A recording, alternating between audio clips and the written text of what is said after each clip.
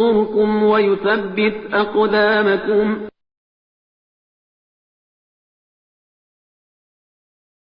Now, so let's begin to discuss some of these jinn from the companions.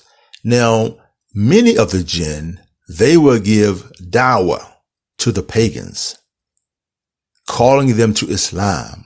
Many of them, you're going to find many examples in this book, the noble men who met the messenger. One such jinn name was Malik ibn Malik al-Jinni, radiyallahu anhu.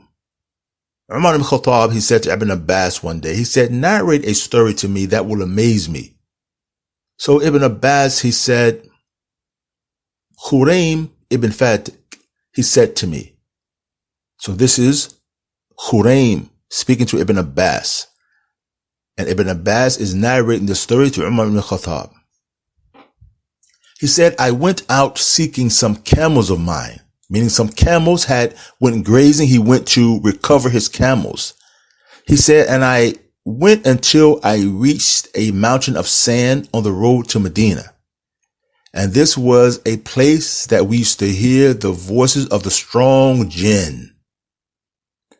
He said, and this was during the time that the Messenger of Allah sallallahu alaihi wasallam had first appeared. And so he was afraid. He said, so I said, I seek refuge with the great one of this valley, meaning he was seeking refuge with the strong jinn for protection.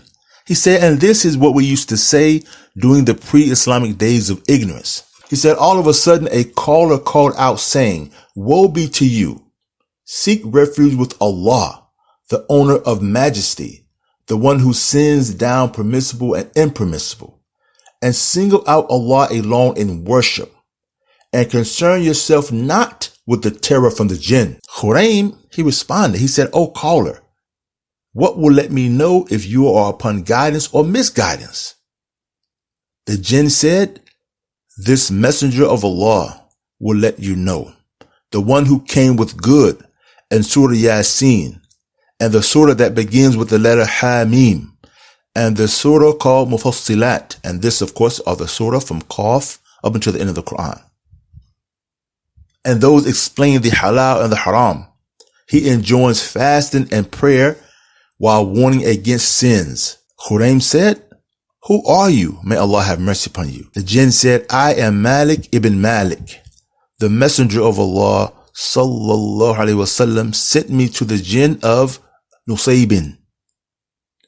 And I said, meaning this is Khuraym, he said, if there was someone who could look after my camels, because now he had recovered his camels. He said, if there was someone who could look after my camels, I would surely go to him and embrace Islam. So the jinn said to him, I will return your camels to your family safely, inshallah. So Khuraym said, so I took one of my camels, meaning that he left the other one with the jinn to take back to his family. And I went to the Prophet in Medina, sallallahu alaihi wasallam. I reached the people while they were praying the Jummah prayer. And Abu Dhar came out to me and said, the messenger of Allah asked you to enter.